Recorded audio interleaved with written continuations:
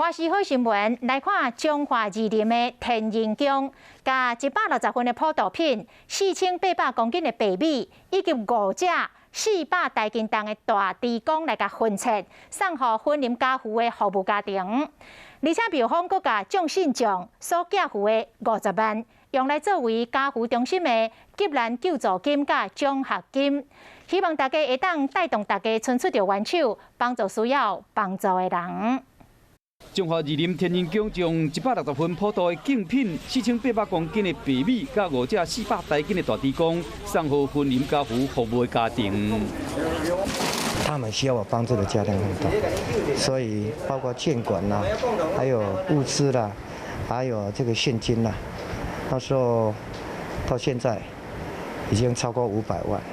另外，庙方更加招信众，总共倾50万作为婚林家福急难救助加助学金。他今天又专程送来了50万，要帮忙孩子们注册，